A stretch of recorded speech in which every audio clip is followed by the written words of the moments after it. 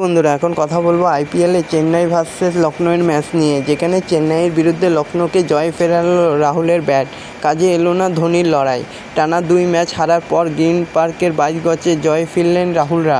7 ম্যাচে চতুর্থ জয় পেল লখনউ। অন্যদিকে চেন্নাইয়ের জয়ে হ্যাটট্রিক আর হলো না। তো বন্ধুরা, এরকমই সব আইপিএলের খবর প্রতিদিন জানতে হলে আমার চ্যানেলটিকে অতি শীঘ্রই সাবস্ক্রাইব করতে ভুলো না।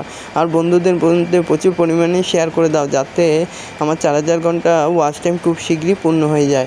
আর প্রচুর পরিমাণে লাইক আর কমেন্ট করতে ভুলো না। এরকমই সব আইপিএলের খবর প্রতিদিন দিতে থাকবো তোমাদের। চেন্নাই সুপার কিংসের বিরুদ্ধে সহজ জয় তুলে নিল লখনউ সুপার জায়েন্ট। ঋতুরাজ গাইকোয়াডের দল প্রথমে ব্যাট করে তোলে 6 উইকেটে 176 রান।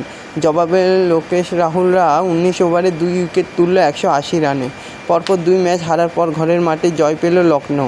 টস জিতে ফিল্ডিং করার সিদ্ধান্ত নেয় লখনউয়ের অধিনায়ক রাহুল। গ্রিন পার্কের 22 গজে চেন্নাইয়ের ইনিংসটার শুরুটা ভালো হয়নি, তবুও তারা লড়াই করতে ছাড়েনি। মহেন্দ্র সিং ধোনিরও 9 বলে 28 রানের ঝড়ো ইনিংস দেখিয়ে দিল। তো এরকমই সব আইপিএলের খবর প্রতিদিন জানতে হলে আমার চ্যানেলটিকে অতি শীঘ্রই লাইক, কমেন্ট, সাবস্ক্রাইব করতে ভুলো না। আর বন্ধুদের মধ্যে প্রচুর পরিমাণে শেয়ার করে দাও, যাতে খুব শীঘ্রই 4000 ঘন্টা ওয়াচ টাইম পূর্ণ হয়ে যায়। ধন্যবাদ সবাইকে।